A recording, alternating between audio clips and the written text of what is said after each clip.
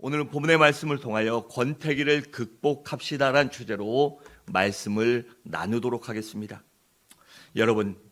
여러분들은 권태기를 겪어본 일이 있으신가요?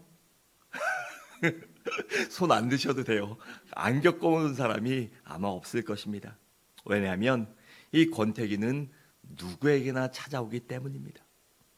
남자에게도 찾아오고 여자에게도 찾아옵니다. 또 청소년이나 학생들에게도 찾아오고 젊은이 어른들에게도 찾아옵니다. 또 부부관계에서도 찾아오고 직장에서도 찾아오고 신앙생활에도 그리고 심지어 인생 자체에도 이 권태기가 찾아오기 때문입니다. 그래서 많은 사람들이 이 권태기 때 이직을 생각하거나 이혼을 생각하고 심지어 이 생을 마감하는 극단적인 선택을 생각하는 사람들 그리고 실행하는 사람들도 있는 것입니다. 그런데 이런 권태기는 무덤덤한 성격의 사람보다는 예민하고 까칠한 사람에게 더 잘 찾아오고요. 또 감정의 기복이 심한 사람에게 더 잘 찾아옵니다. 그리고 게으른 사람보다는 조금 열정적인 사람에게 찾아오고요. 또 정열적으로 무엇인가를 막 하려고 하는 사람, 그런 사람에게 더 잘 찾아온다고 합니다. 그런데 이런 권태기가 찾아오면 몇 가지 특징이 나타난다고 하는데, 먼저는 사랑과 열정이 식어가고 불평과 불만과 짜증이 늘어난다고 합니다. 그래서 서로의 배우자에 대해, 직장에 대해, 교회와 주의 종에 대해, 그리고 인생 자체에 대해 의욕을 상실하게 되고, 그렇게 의욕을 상실하고 사랑을 잃어버리니 짜증과 불평과 원망이 늘어나게 되는 것입니다. 또한 집중력이 떨어지고 한눈을 팔아서, 한눈 팔면 어떻게 될까요? 자꾸 비교하게 됩니다. 부부지간에도 그렇고요. 직장이나 교회에 대해서 그렇고 인생 자체에 대해서도 동일합니다. 여러분, 사람이 자꾸 한눈 팔고요. 옆과 비교하다 보면 어떻게 될까요? 결국은 부부지간에 영희 아빠, 철이 아빠, 영희 엄마, 철수 엄마랑 비교하다 보면은요, 결국에는 싸우게 되고 종국에는 이혼하게 됩니다. 그리고 이렇게 비교하다 보면, 직장도 비교하다 보면 결국에는 이직하게 되고요. 이 교회에도 비교하다 보면 결국엔 교회를 떠나게 되고, 또한 인생도 남과 자꾸 비교하다 보면 그 열등감과 빼앗겼다는 의식이 들기 때문에 이 극단적인 안 좋은 선택을 하게 되는 것입니다. 또한 이제껏 한 일에 대해서 후회하게 됩니다. 여러분, 이 사람이 살아가면서 내가 살면서 잘못한 일도 있지만 열심히 최선을 다했다면 그것에 대해서 자부심을 느끼고 긍지를 가져야 하는데, 오히려 그 모든 것들이 후회스럽고 한스럽게 여겨집니다. 그렇게 되면 어떻게 될까요? 부부지간에도 서로 밉고 원망스럽게 됩니다. 내가 저 인간을 만났기 때문에 이 꼴로 산다, 이렇게 되는 거죠. 또 직장에서도요, 내가 그때 저기 갔으면, 이런 마음을 먹으니까 원망스럽게 되고 후회하게 됩니다. 그래도 교회도 마찬가지고 인생도 원망하고 후회하게 되는 것입니다. 또한 점점 즐거움이 사라지고 지겹게 여겨집니다. 여러분, 그렇게 지겨워지니 부부생활도 가정생활도 재미없고 지겨워집니다.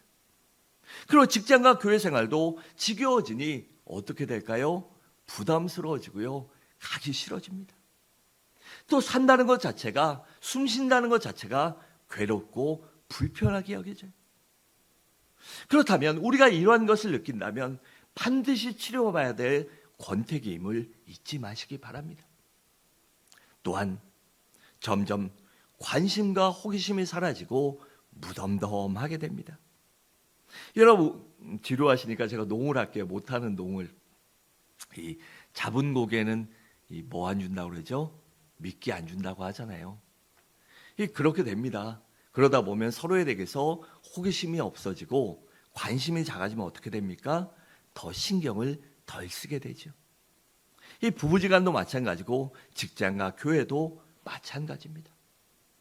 그렇게 관심이 덜 가고 마음이 덜 가다 보면 무슨 일이 있은지 관심조차도 없어집니다. 관심이 없어지니 당연히 동참하고 함께하지 못하죠. 또 인생 자체에도 관심이 없어지고 그렇다 보면 인생을 살 맛 자체를 상실하게 되는 것입니다. 여러분, 우리가 가끔씩 이 부모님이나 아니면 가족들과 오랜만에 가끔 전화하면 어떻습니까? 별일 없는 게 큰 행복이죠. 그렇잖아요. 전화해서 큰일 났어 이러면 안 되는 거예요. 이 별일 없는 것이 어떻게 보면 큰 축복이에요. 그런데 아무 일도 없다 보니 그것이 전화해야 뭐해? 만나야 뭐해? 이렇게 되면은요, 그것이 점점 무덤덤하게 되고 멀어지게 되고 소원하게 되는 것입니다. 또한 점점 매력을 상실하고 비판적으로 변하게 됩니다. 그래서 언제부터인가 부부지간에 칭찬이나 사랑의 말이 아닌 상처 주는 말을 하기 시작합니다. 그리고 직장에서도 부정적인 말이 많아지고 비판이 늘어만 가죠. 또 교회와 주의종에 대해서도 칭찬과 자랑의 말 대신 비판과 불만이 늘어나게 됩니다. 그렇게 비판과 불만이 비평적인 비관적인 사람으로 변하게 되니 결국에는 이 염세주의로 변질되어 자기를 받아주지 않는 세상이 원망스럽고, 그래서 이 더러운 세상하고 많이 말하는 것이죠. 그리고 심지어는 나를 낳아준 부모까지 원망스러워지는 것입니다. 우리 부모가 조금 더 그랬다면, 조금 더 이랬다면, 이렇게 원망스러워지고 또한 그렇게 불평과 불만이 늘어나게 됩니다. 또한 점점 이별을 생각하는 횟수가 늘어나기 시작합니다. 그래서 부부지간에 이별을 생각하는 횟수가 늘어나고 직장에 사표를 쓰는 생각, 저도 예전에 이런 생각 가끔 해봤어요. 심지어 어떤 때는 이 사직서를 써가지고 책상 제일 윗서랍에요, 열쇠로 딱 여는 서랍 처음에 위에 딱 놓고 산 적도 있어요. 그러니 그 사역하는 게 사는 게 즐거웠겠습니까? 또 교회를 옮겨야 되겠다는 생각도 많이 들게 됩니다. 그렇다 보니 인생이 즐겁지 않고 지겹고 하루하루 사는 게, 출근하는 것이, 그런 것이 너무나 힘들게 되는 것이죠. 여러분들은 과연 어떻습니까? 이런 생각이 들어본 적이 다들 있으시죠? 아마 모두들 한두 번 이상은 다 해보셨을 거예요. 그런데 하나님의 은혜로 여러 차례 고비를 넘기고 여기까지 오셨을 줄 믿습니다.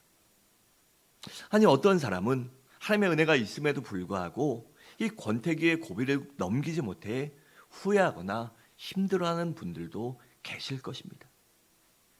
여러분, 이러한 권태기는 누구에게나 찾아올 수 있기 때문에 그것 갖고 낙심하거나 실망할 필요가 없습니다. 그것이 왔을 때 문제는 권태기나 문제가 찾아온 것이 아니라 가장 큰 문제는 내가 그것을 어떻게 극복하냐는 것입니다. 그렇다면 우리 그리스도인들은 이러한 권태기를 어떻게 극복해야 할까요? 첫째로 적당한 긴장감을 유지해야 합니다. 7절에 보면 이렇게 말씀합니다. 나는 선한 싸움을 싸우고라고 했어요. 여기서 선한 싸움이란 다른 사람이 아닌 내 자신과의 싸움입니다. 바울이 사명을 감당하기 위해 믿음을 지키기 위하여 최후의 상급을 바라보며 자기 자신과 열심히 싸운 것을 말하는 것입니다. 여러분, 우리가 남들과도 만약에 싸울 일이 있다면 이겨야 하죠. 그런데 그것보다 더 중요한 것은 내 자신과의 싸움에서 내가 이길 줄 알아야 합니다. 그런데 우리가 싸움을 하면 어떻죠? 이 정신도 긴장합니다. 그리고 마음과 육체도 긴장하죠. 그리고 이러한 적당한 긴장감은, 심한 긴장감은 오히려 힘들게 하지만 적당한 긴장감은 건강에도 도움이 되고 직장 생활과 대인 관계와 신앙 생활에도 많은 도움이 됩니다. 그래서 적당한 긴장감은 삶의 활력소를 불어넣어주고 생기를 불어넣어 주는 것입니다. 여러분, 가령 이 사람이 살 때요, 이 사는 지역에 따라서도요, 조금 사람들의 이 성격과 생활과 문화가 차이가 많이 납니다. 가령 우리나라처럼 이 사계절이 뚜렷한 곳에 사는 사람들은 이 한계절, 특히 더운 나라 사람들보다는요 어떨까요? 삶의 활력과 생기가 넘칩니다. 그래서 더 열정적으로 살죠. 그리고 한국 사람들은 세계 어느 곳에 가도 잘 삽니다. 추운 데 갖다 놔도 살고 더운 데 갖다 놔도 살고 다 버팁니다. 그런데 우리나라가 이 점점 아열대성 기후로 바뀌면서 이 분지 같은 데는요 많이 덥잖아요. 그 대구 같은 데는 데프리카라고 부르는데 심지어 아프리카나 이 중동 사람들도 더운 나라 사람들도요 거기 오면 죽겠다고 합니다. 왜 그런지 아세요? 걔네는 습도가 없다 보니까 이 동남아 같은 데 습도가 많은데 이 동남아가 아닌 곳은 습도가 없다 보니까 지낼 때 습도가 안 높으면 더워도요 그늘에만 가면 시원합니다. 그래서 성지순례 가보신 분들도 알겠지만 막 40도, 45도 올라가도 모자 쓰고 다니면요 그냥 버틸만 해요, 한국 사람들은. 그리고 조금 그늘진 데 들어가면요 거기서 한 5분, 10분 쉬다 보면요 또 열심히 돌아다닐 힘이 납니다. 그런데 한 곳에만 있던 사람들은 어떨까요? 잘 적응하지 못해요. 그리고 우리가 그냥 좀 비하하는 말로 만만디 이렇게 이제 그 중국 사람들이나 좀 비하하는데 한 기후만 살기 때문에 특별히 좀 따뜻한 나라에 사는 사람들은 게으르죠. 그래서 저도 선교하러 동남아 같은 데 가보면 왜 저러고 살까라는 마음을 먹을 때가 참 많이 있어요. 그냥 집도 좀 나무도 많은데 배다가 좀 잘 좀 치면 안 되나? 근데 그 사람들은 추위가 없으니까 어떻습니까? 그냥 나무 갖다 대충 기둥 세우고요. 이 좀 오지 같은 데는 나무 이파리로 그냥 지붕을 해놔요. 뭐 비도 자주 오고 하는 게 아니니까. 그걸 비 온다고 추운 것도 아니고 그냥 버티면 되니까. 일하는 것보다 그냥 버텨도 되니까 그렇더라고요. 그래서 우리나라 같은 데는 뭐 영하 20도 떨어져도 얼어 죽는 사람 안 생기잖아요. 특히 러시아 같은 데 추운 지역은요. 물을 주전대에서 끓는 물을 이렇게 해서 10층 옥상에서 뿌리면 얘가 내려가면서요. 얼음이 돼서 땅바닥엔 고드름같이 얼음이 떨어져요. 그 맞으면 사람이 다치죠. 그런데 동남아나 따뜻한 기후는요. 영상 10도, 15도만 돼도 밤에 얼어 죽는 사람이 생깁니다. 왜냐면 그들은 더운 데 살기 때문에 이불도 준비하지 않고 따뜻한 긴팔옷이 없기 때문에 또 오늘도 되겠지 아무 생각 없이 자기 때문에 얼어 죽게 되는 것입니다. 여러분, 그래서 이러한 적당한 긴장감은 우리의 삶에 활력과 힘을 넣어줍니다. 여러분, 이 권태기는 이러한 삶의 활력과 긴장감이 풀어질 때, 그러한 것을 상실할 때 찾아옵니다. 그렇기 때문에 내가 권태기라고 느꼈다면 다시 빨리 적당한 긴장감을 찾아야 합니다. 부부지간에도 아내가 남편이 조금 옛날만 못하고 싫어진 것 같으면요, 같이 운동이나 함께 할 수 있는 취미, 함께 보낼 수 있는 시간을 만들어야 합니다. 또 둘만의 시간을 갖는다든지 아니면 자녀들 띄워놓고 둘이 1박 2일 여행이라도 갔다 오는 것, 그러한 것이 도움이 됩니다. 또 직장 생활에서도 평소보다 조금 일찍 출근해서 청소를 한다든지 뭔가 노력을 할 때 그렇게 새로운 일을 찾아볼 때 기쁨을 얻을 수 있습니다. 또 교회에서도 내가 하던 일을 열심히 해보고 좀 더 일찍 나오고 새로운 일을 시도해 보는 것입니다. 그러면서 이 열심을 회복해 보는 거예요. 그렇다 보면 새롭게 은혜 받을 수 있는 기회도 생기고 첫사랑을 회복할 수 있는 기회도 찾아오게 되는 것입니다. 둘째로, 우리가 권태기를 극복하기 위해서는 다시 한번 사명을 일깨워야 합니다. 7절 중반에 보면 나의 달려갈 길을 마치고라고 했습니다. 그러니까 사도 바울은 이 자기의 사명감을 끝까지 잃지 않고 그 사명을 감당했다는 것입니다. 우리가 결혼했을 때도요, 부부지간에 남편의 사명이 있고 아내의 사명이 있습니다. 또 자녀를 낳으면 부모로서의 사명이 있고 가장으로서의 사명, 엄마로서의 사명이 있습니다. 그 사명을 다시 한번 일깨우는 것입니다.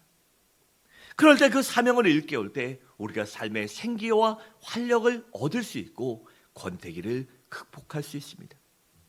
또한 직장에서도 마찬가지입니다. 처음에 회사에 입사했을 때 그때의 사명을 다시 한번 일깨우고 성취하기 위해서 노력하는 것입니다. 또 교회에서도 마찬가지예요.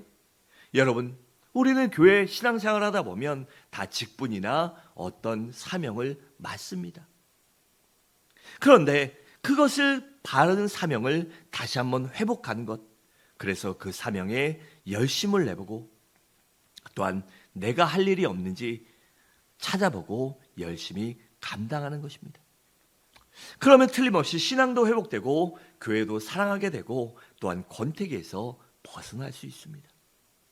그런데 두 손 두 발 다 놓고요, 그냥 세워라 내워라 하다 보면요, 점점 더 깊은 수렁에 빠져 존재감을 상실한 채 내가 필요 없는 존재라고 여기게 됩니다.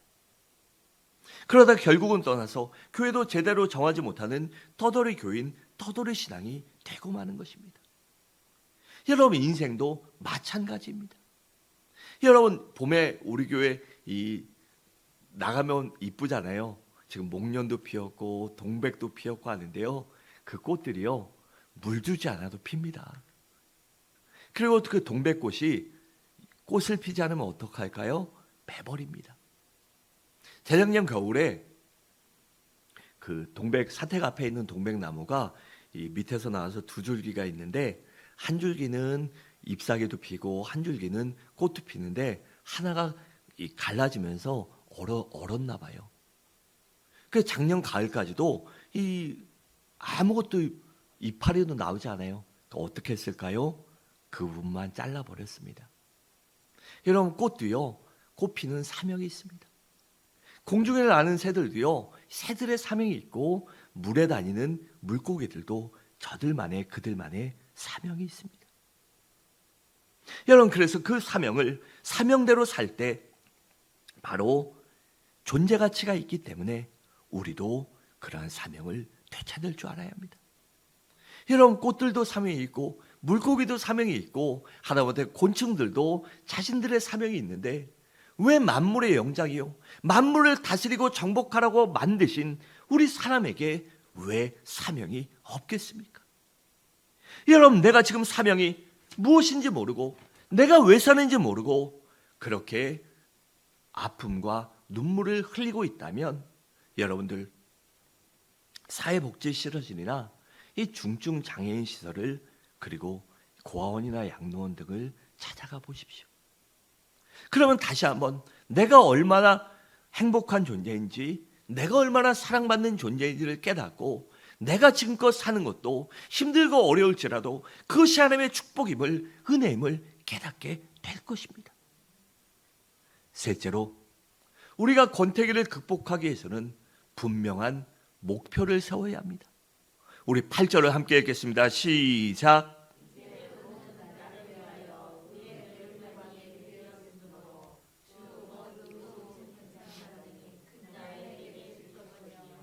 내게만 아니라 주의 나타나심을 사모하는 모든 자의 계도니라. 아멘. 여러분, 사도 바울에게는 분명한 목표가 있었는데 그것은 바로 무엇이죠? 장차 하늘나라에 갔을 때, 이 육신의 장막을 벗고 아버지 집에 갔을 때 그 아버지의 심판대 앞에서 잘했다고 칭찬받고 면류관을 받는 것이었습니다. 여러분, 바울은 이 분명한 목표의식을 갖고 있었기 때문에 권태기에 빠질 시간도 마음의 여유도 없었던 것입니다. 여러분, 사도 바울에게 권태기란 하나의 사치와도 같았습니다. 사명을 감당하기 위해서 시간이 부족하고 열정이 부족하고 노력이 부족하고 모든 것이 부족한데, 그러한 권태기에 빠져 시간과 인생을 상급받을 기회를 놓친다는 것이 그에게는 너무나 사치였고 너무나 아까운 일이었습니다. 그래 빌립보서 3장 12절과 14절은 이렇게 말씀합니다. 내가 이미 이루었다 함도 아니요 온전히 이루었다 함도 아니라 오직 내가 그리스도 예수께 잡힌 바 된 그것을 잡으려고 달려가노라. 형제들아, 나는 아직 잡은 줄로 여기지 아니하고 오직 한 일, 즉 뒤에 있는 것은 잊어버리고 앞에 있는 것을 잡으려고 표대를 향하여 그리스도 예수 안에서 하나님이 위에서 부르신 부름의 상을 위하여 달려가노라라고 했습니다. 그러니까 자신이 그 최고의 상급을 바라보며 그 영혼의 때를 준비하며 열심히 달려가고 있다는 것입니다. 이미 충성한 것, 이미 해놓은 뒤의 것들도 돌아오지 않고 내가 어떠한 일을 했든지 많은 사람의 칭찬을 받든 존경을 받든 그들에게 사랑을 받든 그것이 중요한 것이 아니라 앞으로 받을 그 수많은 상급과 면류관을 위하여 더 많은 면류관과 칭찬을 받기 위하여 그 영혼의 때를 준비하기 위하여 이 육신의 시간을 열심히 쓰겠다고 그러한 분명한 목표의식을 가졌기 때문입니다. 여러분, 목표가 분명하면 집중력이 생기고 흔들리지 않습니다. 그러니 어떻게 권태기가 찾아올 수 있고 인생이나 신앙생활이 따분해지고 지겹고 실증날 수 있겠습니까? 여러분, 권태기가 오는 것은 바로 목표와 목적의식을 상실했기 때문입니다. 여러분, 목표가 분명한 사람은 언제나 도전정신을 갖고 그렇게 살아가기에 권태기를 이길 수 있습니다. 그런데 목표를 갖되 우리가 중요한 것은 분명하고 올바른 목표, 가치 있는 목표를 세워야 합니다. 그래야 쉽게 포기하지 않고 무너지지 않기 때문입니다.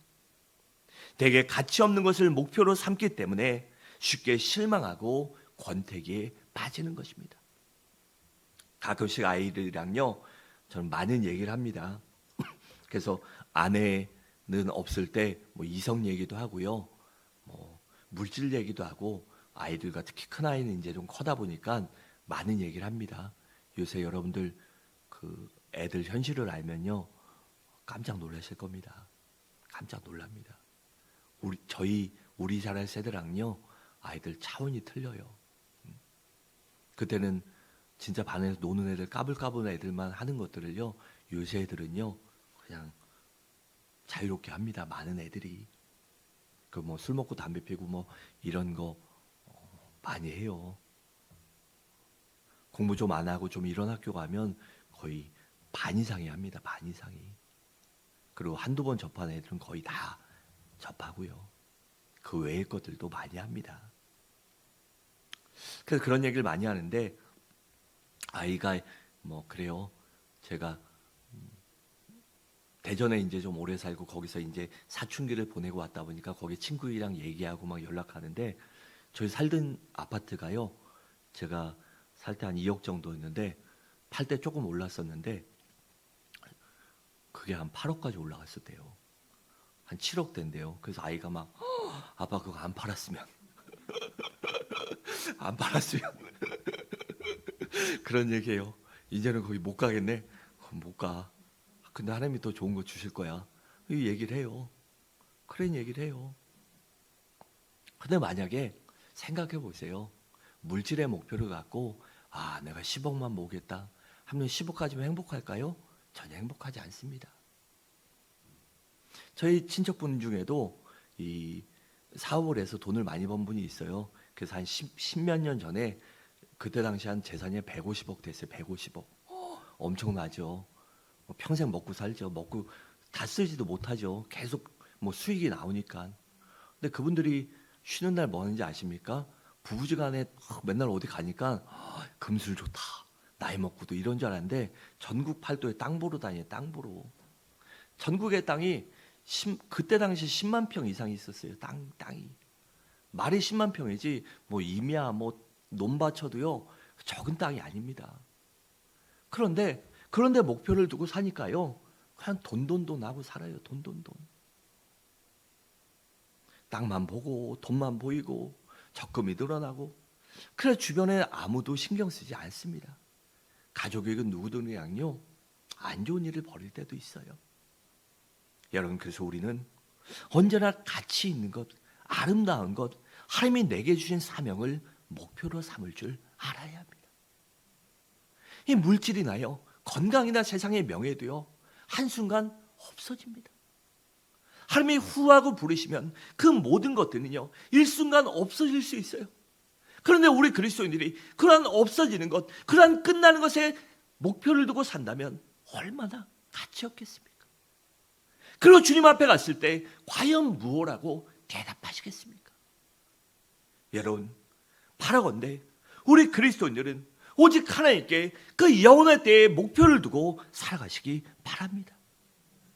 여러분, 그렇다면 어떠한 것이 우리 그리스도인들에게는 가장 가치 있는 목표일까요? 그것은 첫 번째가 바로 천국에 가서 주님을 만나는 것입니다. 그리고 두 번째는 주님께서 부활하신 그 부활에 나도 참여하여, 우리가 아닌 나도 참여하는 것입니다. 그래야 그 부활에 참여하여 칭찬과 상급을 받는 것이에요. 그리고 세 번째는 최후의 상급의 심판대 앞에서 주님으로부터, 아버지로부터 칭찬과 상급을 받는 것. 그 심판대 앞에서 내가 아버지와 나의 주님의 얼굴을 똑바로 바라볼 수 있는, 당당하게 바라볼 수 있는 그러한 삶을 사는 것입니다. 요한계시록 22장 12절은 분명히 이렇게 말씀합니다. 보라, 내가 속히 오리니 내게 줄 상이 내게 있어 각 사람에게 그가 행한 대로 갚아주리라 라고 했습니다. 우리가 이러한 분명한 목표의식을 갖고 있다면 얼마든지 권태기를 극복할 수 있습니다. 여러분, 이러한 권태기는요 그냥 감기와 같습니다. 그래서 초기에 치료하고요 잘 하면 빨리 낫고 없어지는데, 그대로 방치하면 어떻습니까? 그것이 폐렴이 되고 심하면 목숨도 잃게 되는 것입니다. 그래서 우리는 분명한 목표의식을 갖고 권태기를 극복하시기 바랍니다. 마지막으로 우리가 권태기를 극복하려면 아름다운 사람과 교제할 줄 알아야 합니다. 여러분, 권태기가 찾아오면 이상하게 사람 만나는 것이 귀찮아집니다. 그리고 점점 나만의 고독을 즐기는 시간이 늘어나게 돼요. 그런데 그 시간이 지속되면 어떻게 될까요? 우울증에 걸리고 심하면 극단적인 안 좋은 생각도 하는 것입니다. 그래서 권태기가 찾아오면 이 병원에 찾아가는 심정으로 좋은 사람들과 만날 줄 알아야 합니다. 그래서 좋은 사람들과 만나야지 나쁜 사람들과 만나면 어떨까요? 점점 더 안 좋게 됩니다. 여러분, 내가 우울증을 생각하고요, 인생이 무엇인가 고독을 즐기며 이 인생 살아야 뭐하냐, 어차피 덧없고 덧없는 것, 이런 마음을 갖고요, 그런 마음을 갖고 염세주의를 가진 사람들, 저도 젊었을 때 그런 염세주의, 공산주의 이런 잡다한 책들을 많이 읽었는데요, 그런 책을 점점 읽으면 어떻게 되는지 아십니까? 점점 빠집니다. 이런 사람, 내가 보는 것, 듣는 것, 만나는 것, 접하는 것이 나에게 영향을 주기 때문이에요. 그러니까 그런 마음이 들었을 때 자살하고 싶은 충동이 들어요. 살아서 뭐 하겠냐? 이럴 때 자살 충동 사이트, 카페 가입하면 어떻게 되는지 아십니까? 연탄 먹고 번개탄 놓고 아니면 더 쉽게 죽는 거, 그런 거 찾다가요 결국엔 자살합니다. 그리고 음주 가무를 즐기는데 너무 좋아서 음주 가무를 더욱더 즐겁게 즐기는 방법, 그런데 하면 어떤지 아십니까? 알코올 중독자 됩니다. 그리고 부부간에 불판과 불만이 있고 아내와 남편에게 만족하지 못하고 그럴 때 이혼 사이트, 재혼 사이트 그런 데 가면 어떤지 아십니까? 종국에 빠이빠이 하고요 가정 파탄납니다. 그리고 교회에 불만이 갖고 세상에는 막 교회 욕하는데, 내가 보니까 교회도 목사님, 목회자도 교회 중직들도 똑같은 것 같아. 내가 볼 때 그런 마음이 들어요. 그럴 때 비기독교 단체 그런 데 가입하고요, 그런 사람 만나면 어떤지 아십니까? 또 2단 3단 애들 만나면 어떤지 아십니까? 그렇게 신앙이 나락으로 빠져들게 됩니다. 그래서 가지고 있던 희망조차도 작은 희망과 그 믿음과 기쁨마저도 모조리 잃어버리게 됩니다. 그렇기 때문에 권태기가 찾아오면 아름다운 모임, 긍정적인 사람, 믿음의 사람들과 교제하는 여러분들 되시기 바랍니다. 그러면 그만큼 그 권태기에서 빨리 극복할 수 있습니다. 가령 교회에서 이 또래 모임인 선교에 들어간다거나 아니면 구역에 들어가서 교제하는 것입니다. 또 교회에서 봉사하는 일이 있다면 같이 봉사하는데 동참하고 제자훈련이나 선교나 복지 등의 사역에 참여하는 것입니다.